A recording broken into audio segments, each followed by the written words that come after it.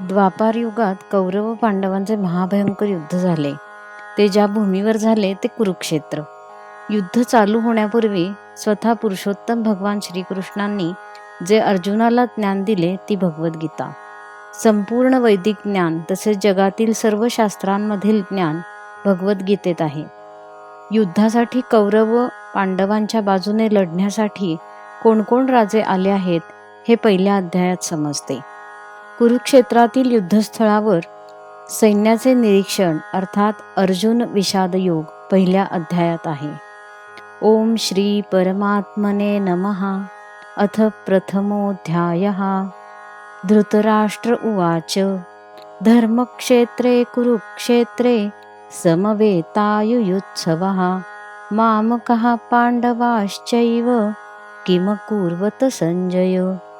धृतराष्ट्र म्हणाला, हे संजया, कुरुक्षेत्र या पवित्र धर्मक्षेत्रावर एकत्रित आलेल्या युद्ध करण्याची इच्छा करणाऱ्या माझ्या व पांडूच्या पुत्रांनी काय केले? परशुरामांनी माजलेल्या क्षत्रियांचा पराभव केल्याने 5 रक्ताची सरोवरे तयार झाली होती.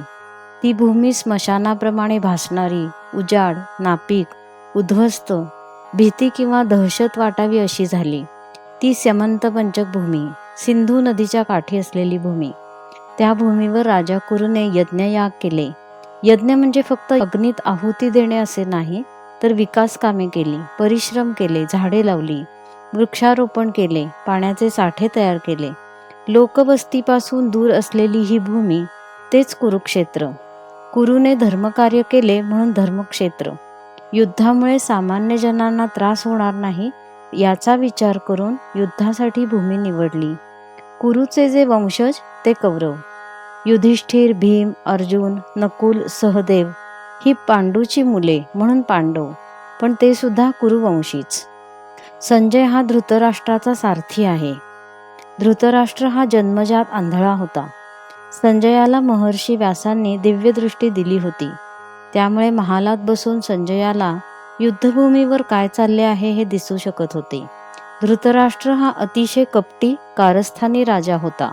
लहानपणापासून आपला मुलगा दुर्योधन वाईट वागत आहे हे समजून सुद्धा त्याला पाठीशी घातले. चेहऱ्यावर आपण किती चांगले आहे असे दाखवून आतून पांडुपुत्रांबरोबर नेहमी कारस्थाने करणारा राजा. सिंहासनाचे मोह असलेला धृतराष्ट्र. पहिल्या श्लोकात त्याचे व्यक्तिमत्व समजते. आपल्या मुलांबरोबर पांडूची मुले काय करत आहेत हे तो संजयाला विचारतो.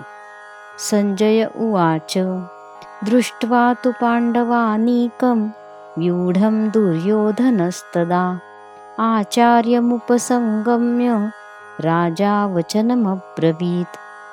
संजय म्हणाला, हे राजन, पांडुपुत्रांनी केलेली सैनिकांची व्यूहरचना पाहून दुर्योधन आचार्यांकडे गेला आणि त्याने बोलण्यास आरंभ केला. दुर्योधन हा राजकारणी होता. गुरु द्रोणाचार्यांच्याकडे जाऊन त्याने बोलायला सुरुवात केली. पांडवांची व्यूहरचना पाहून तो घाबरलेला आहे, पण तो तसे दाखवत नाही.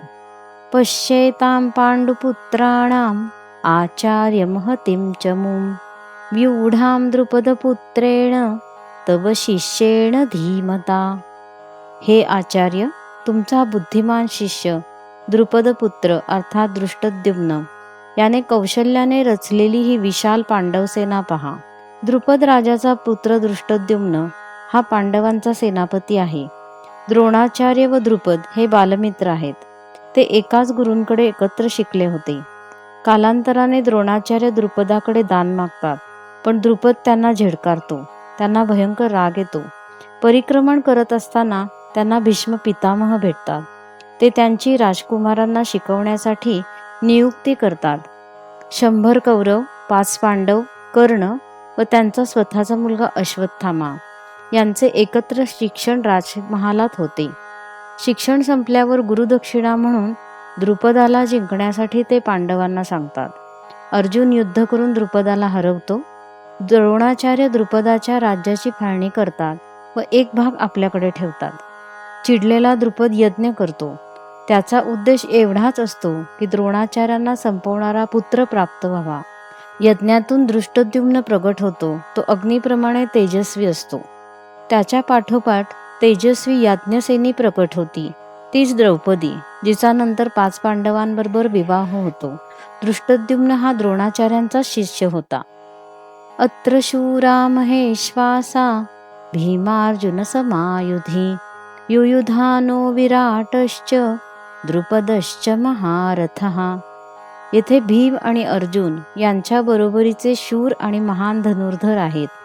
युयुधान, विराट आणि द्रुपद यांच्यासारखे श्रेष्ठ योद्धे सुद्धा आहेत. भीम व अर्जुनाच्या शक्तीची पुरेपूर जाणीव दुर्योधनाला होती, त्यामुळे तो इतर योद्ध्यांची त्यांच्याबरोबर तुलना करतो. दृष्टकेतुश्चेकितान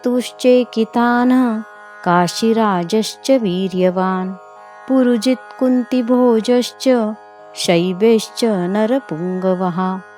तेथे श्रेष्ठ शूरवीर आणि बलशाली असे दृष्टकेतू, चेकितान, काशीराज, पुरुजित, कुंतीभोज आणि शैब्य यांच्यासारखे योद्धे आहेत.